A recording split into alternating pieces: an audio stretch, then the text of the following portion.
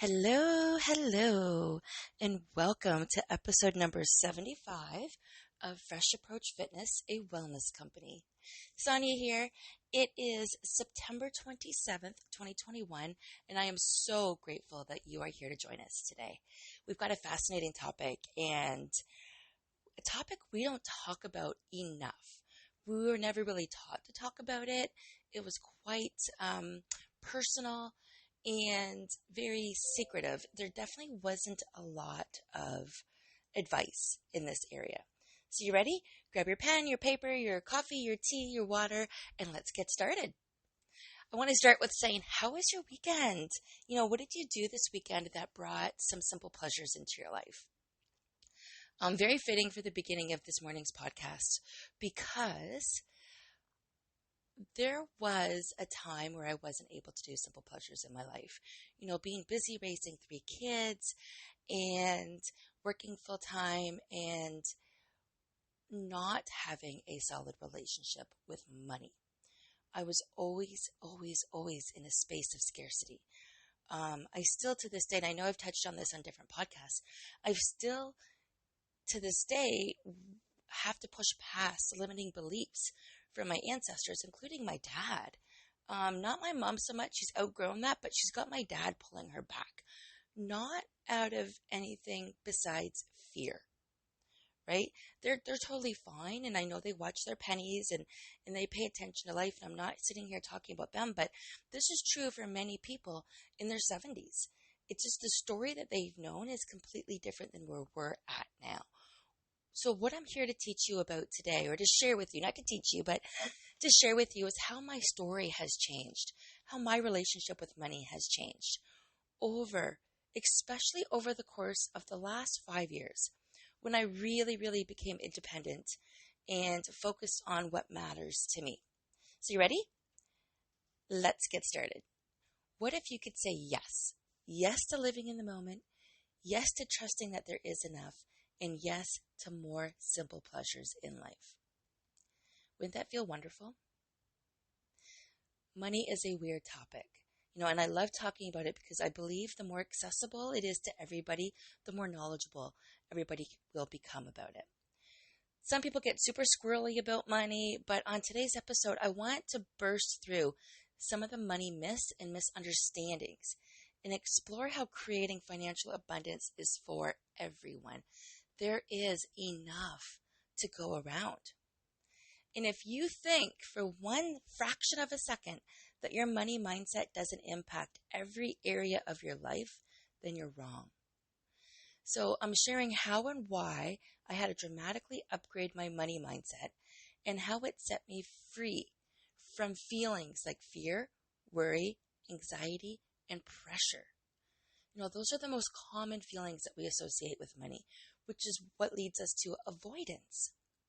So if you're someone who's stressed out, you work for yourself or you work for someone else, but you're living paycheck to paycheck, and you talk yourself into what might go wrong, then you need to listen to today's episode. So thank you so much for joining us. Definitely feel free to share this one with your friends. We're going to talk about the 5 signs that you're blocking money from flowing into your life. We're going to talk more about the flow today because here's why. I am running a workshop in 2 days on September 29th, 2021.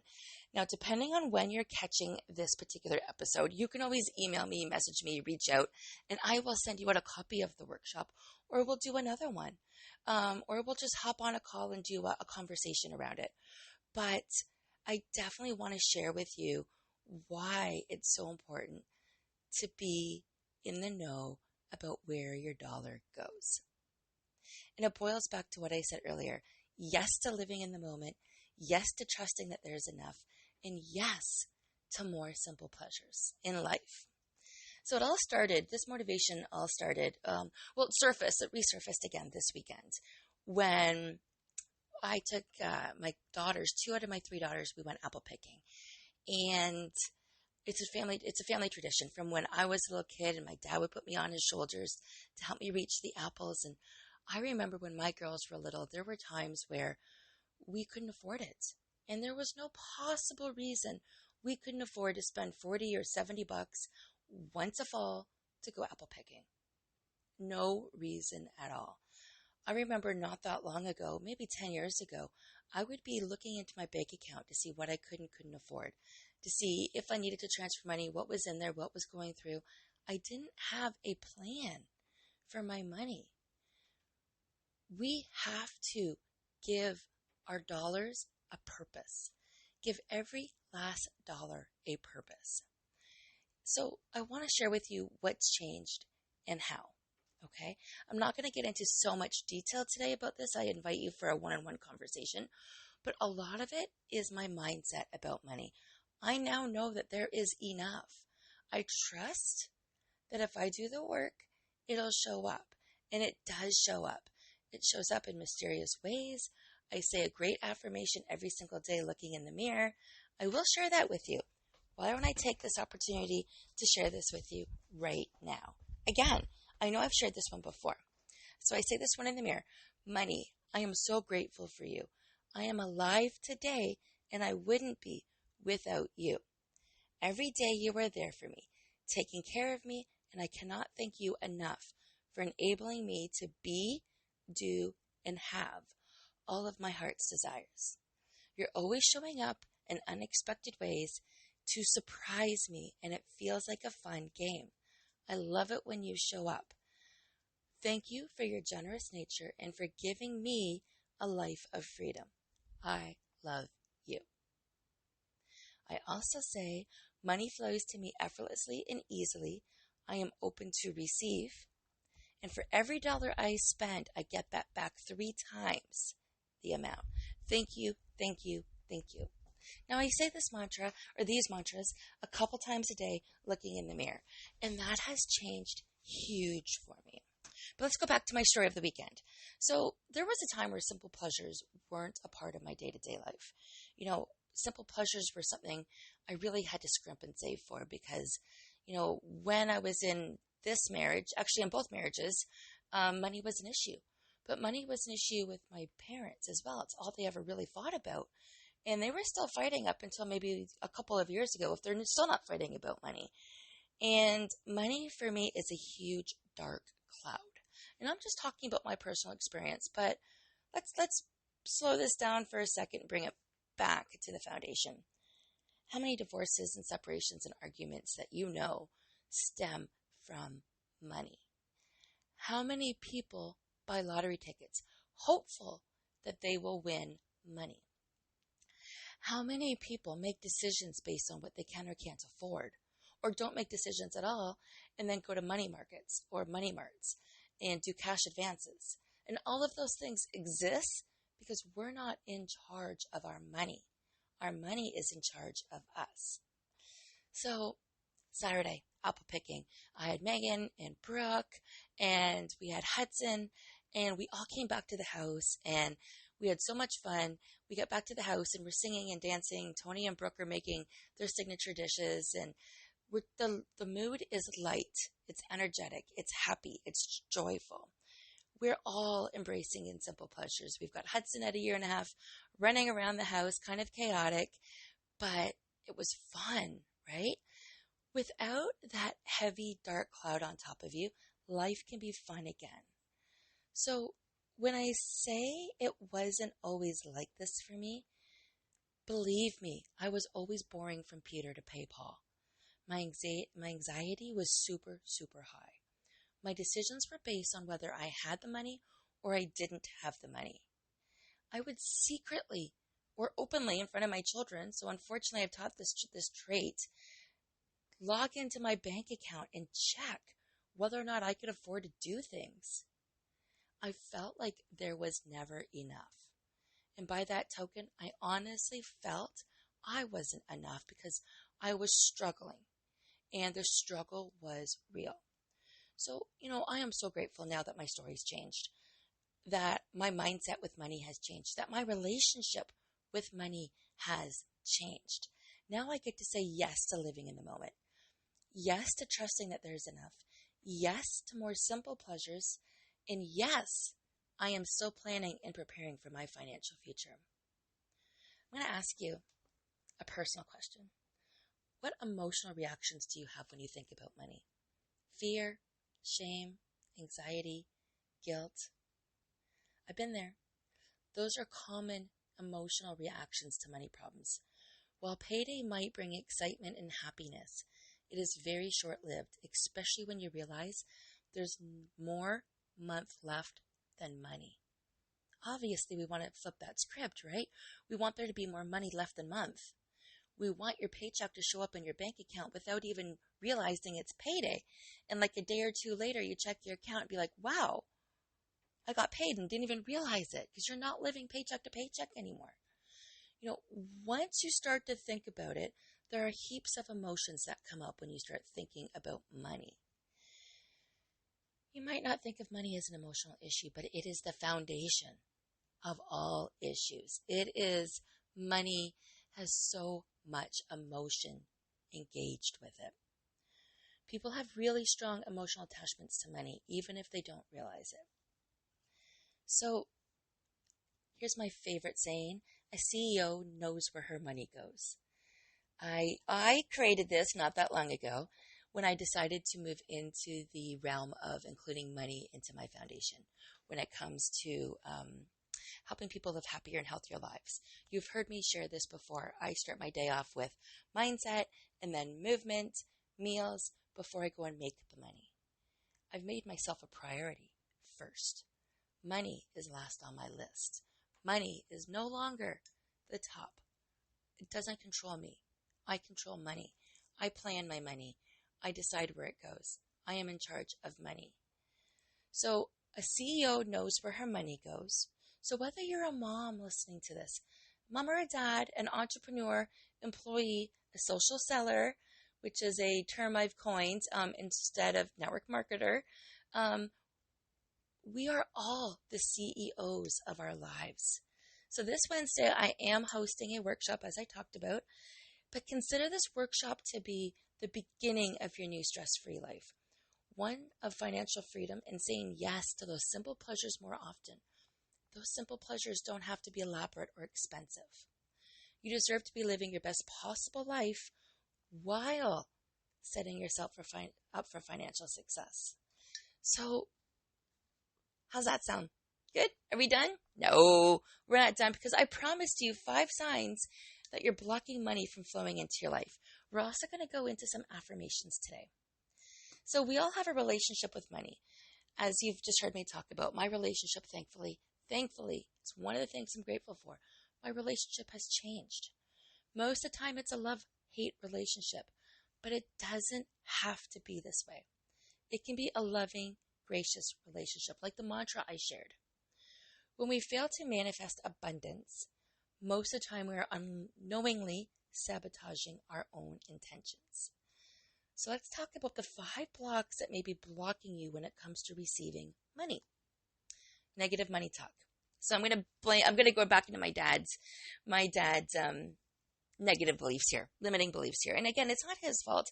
It's just the way he was raised, his ancestors, the tradition, where he was at in his life. But he would seriously, up until maybe 6 months ago, sing songs like, "We ain't nothing but poor folk. Mama and Papa are poor folk." And he thought this was a funny song. But after what you just heard me say, what is this song engaging? That we're poor, that we can't afford anything, that our parents are poor, that we're always going to be poor. So I finally had to say to him, I said, "Dad, can you please stop singing that song? It's not funny. You are letting the children know, and they're grown adults now. You're reminding me, and you're setting the foundation of, we'll never have money." And I don't even know if he's connected the dots on this, and it's not my job to sit there and change my dad's limiting beliefs unless he's interested in that conversation, right? But think about how money negatively is one thing, but speaking negative thoughts about money statements out loud amplifies them. Be mindful of the words that come out of your mouth.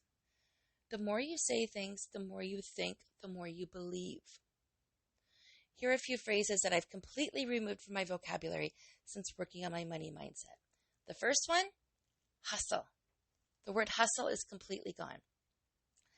I can't afford it. It's too expensive. We don't have that kind of money. gone.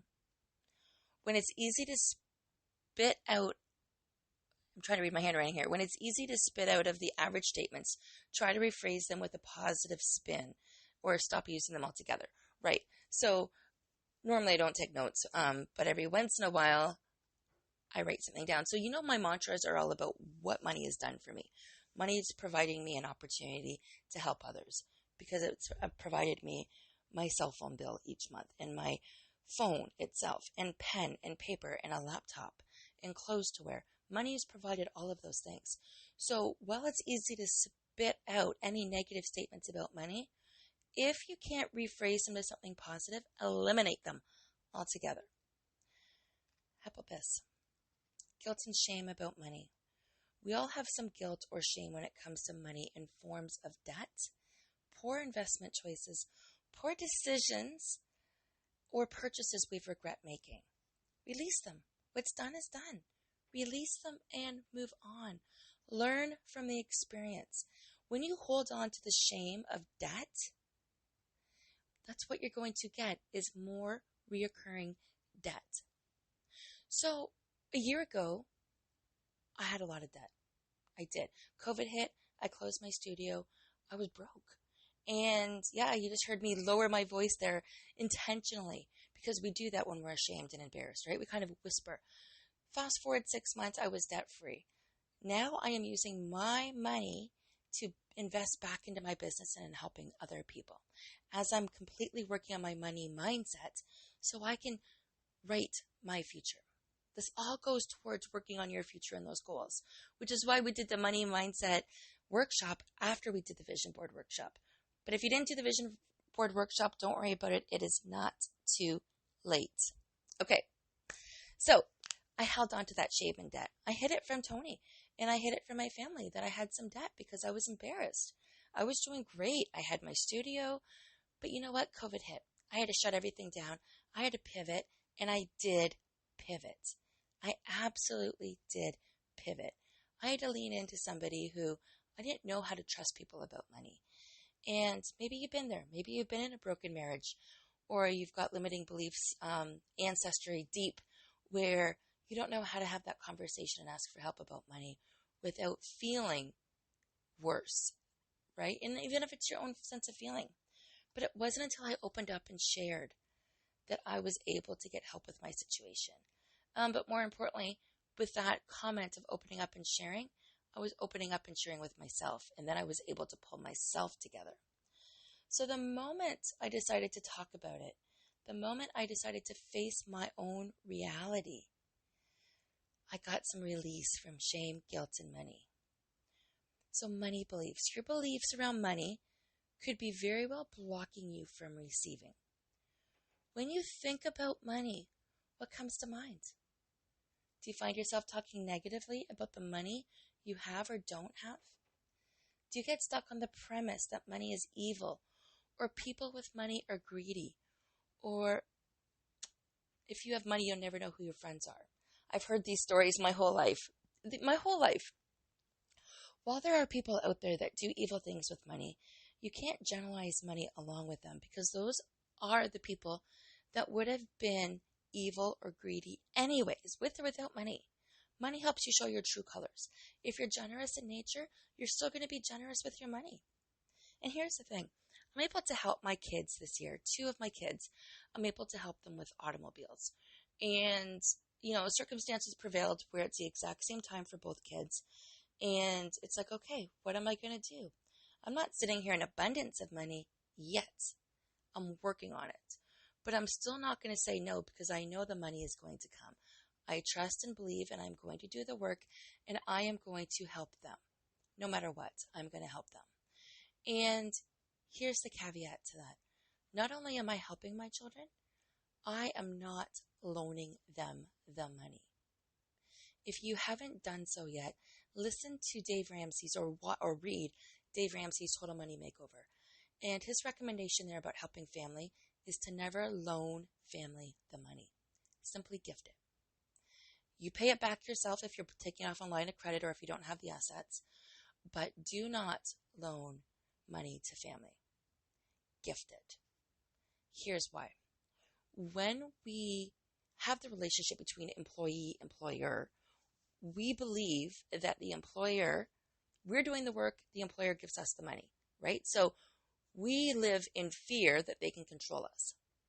We live in fear that they can let us go tomorrow, that money's going to be gone, right? We do the work, they give us the money. It's the same thing if you look at in a grander scale, a king and a jester. A king will pay the jester because the king has the money and the jester is doing the work. The jester looks up to the king. The king has the power. The jester is the servant. And I know that's an extreme way of looking at it, but take it to the same impact. Have you ever borrowed money from somebody and they continuously ask for the money back? How did that make you feel? It was probably better for you not to have borrowed the money. Gift it, my friends. Gift it and find a way. If you can't afford it, say no. But I am gifting money to my children in terms of a vehicle. I will not give them the money directly, but I will help them with what they need to live their lives right now. They cannot go and make money, or they're choosing not to go and make money without a vehicle. So this is a huge step for me. Yes, I've been raising these kids by myself for so long, but this is a huge step for me, and I am gifting it to them. This is a major, major win. No, I don't have that kind of money sitting in my bank account yet, but I have a plan, and I'm working on it, and they are worth it. They've seen me sacrifice over the years about work and making work a priority and always hustling, which is why hustling is no longer part of my vocabulary. So while there are people out there that do evil things with money, you can't generalize money with them, because there are a lot of good people out there that are doing the right thing with money. They are giving back. They are serving. They are elevating other people's lives. They are helping. People donating to causes or charities, building schools in Kenya, providing for those in need, helping their own, they're going to do it anyways, with or without money. So change your perspective on money and all of the good it's provided. Money is energy. When you exchange energy, when you live in a world with energy, you will receive energy. Money is never going away. This type of currency has been around forever, and it started off with bartering. And in the bartering days, things were more equal than the king and jesters and the servants, right? It's no longer like that anymore. But when we start to exchange currency and energy, we get a different result from it. So money is how the world operates. Focus on the good people with the money, not the evil. How about this one? So we've talked about a couple right now. The negative beliefs about money. So money negative talk, guilt or shame around money. Okay. Whether it's debt, money beliefs, not feeling worthy. This is a money block that I still continue to overcome. And that's the thing with blocks or rocks, whatever you want to call them. As you evolve, you get to new levels. New blocks will appear and they'll have you work through them so you can access that next level. Having trouble accepting gifts and gestures is telling the universe that you are not open to receive. When someone offers to buy you a coffee, let them. Work on just simply saying thank you when someone gives you something or offers to pay. Continuing to say no, it's okay, here's the money, I'll pay you, I want to pay, is only creating a physical vibration that you're not worthy of that gift. You are worthy. Accept all gestures and write them down, no matter how small. This is one of my favorite ones. There isn't enough to go around. My friends, there is always, always, always enough. This is a common block in a belief that if you earn money, you're taking it from someone else, or that there's only so much out there and there'll never be more than one piece of that pie. Did you know that if we took all of the money that's circulating in the world right now and equally divided it up between the population, each person would have $1 million. There's no shortage of money out there. They print it every single day. No one is going to go short just because you have money. It just doesn't happen that way. You can have money. I can have money. Your friends can have money. Your family can have money. There is more than enough money to go around. So I hope I've helped you dig a little deeper and start to think about your thoughts, language, and your view about money. From here, you can start to work and unclog these blocks that you've got holding you back to receive. In the course I'm doing on Wednesday, it's just a conversation. We're just sitting there having a conversation about money. We're not going to go too deep. The deep work is going to come as we move forward to the next steps. But if you're interested, I'm definitely going to put the link tree in here for you to sign up. I definitely need you to sign up for this course if you're interested so I can get you the replay in case you can't make it in person. Here, we're going to end today on a few of my money affirmations. These ones are short and sweet. Fear is a liar because I am in control. I create the results I want. Money comes to me from unexpected places every single day. There is nothing to fear. I have more than enough money for all I need and desire, with more than enough for extreme generosity. Because I serve without limit, money comes to me without limits. Every dollar I spend comes back to me exponentially. And actually, I'm going to pause right here and say Tony Robbins talks about for every dollar that you spend on personal or professional development, you get that back tenfold. You know, my mantra I said earlier, for every dollar I spend, I get back 3 times the amount. I'm just plain low. I know it's tenfold. I create abundance. I seek abundance. I believe in abundance. My actions create wealth. Money is not a problem. It is a solution. On that note, my friends, I would love to have you at my workshop on Wednesday. And again, if you're catching this later, reach out to me, Sonya, SONYA, at freshapproachfitness.ca. I wish you all a day full of abundance. I want you to know that there is more than enough to go around. And you've got this. This is just money is a foundation of your wellness. You're going to go today and you're going to have the best day ever, feeling lighter about money. And I challenge you to journal on today's podcast. See what comes up. Let those limiting beliefs go away from you. Okay, that's it. It's time to get started on our day. And I wish you all a fantastic, wonderful day. Definitely reach out if you have any questions.